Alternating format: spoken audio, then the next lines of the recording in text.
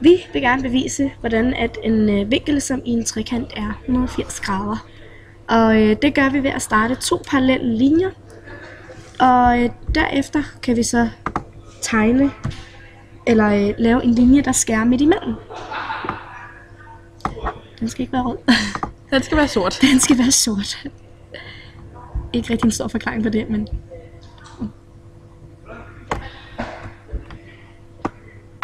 Ja, så vil den her vinkel, der er heroppe, tegner den her, være den samme vinkel som den, der er lige her. Ja.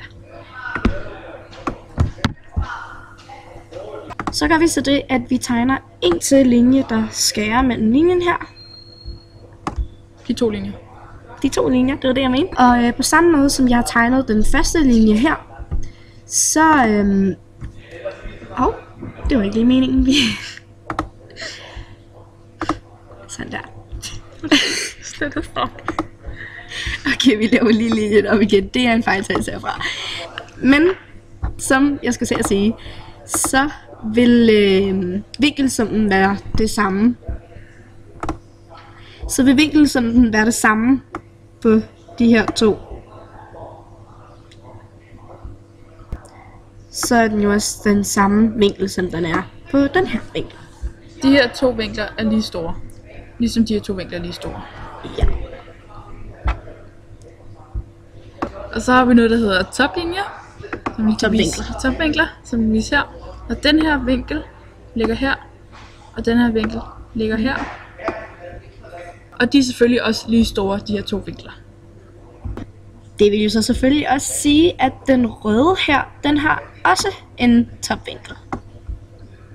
Og på samme måde, så har den her sorte også en topvinkel her. Som selvfølgelig også er lige stor. Nu kan vi så se, at trekanten den jo har en blå, en rød og en sort vinkel, som er det samme vinkelsum. På samme måde kan vi se her, at vi har en lige vinkel med en blå, en rød og en sort.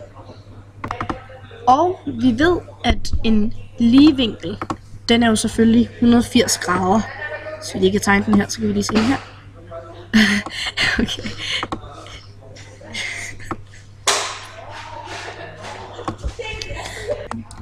Og den er jo 180 grader. Vi ved, at en lige vinkel er 180 grader. Yes. Og det kan vi jo så selvfølgelig se, som sagt. Det halve stykke, der er her, det er 180 grader og kaldes en lige vinkel. Da det er de samme vinkler, man kan se her i trekanten, så må vi gå ud fra, at vinkelsummen er 180 grader. Dette er så beviset for, at vinkelsummen i en trekant er 180 grader.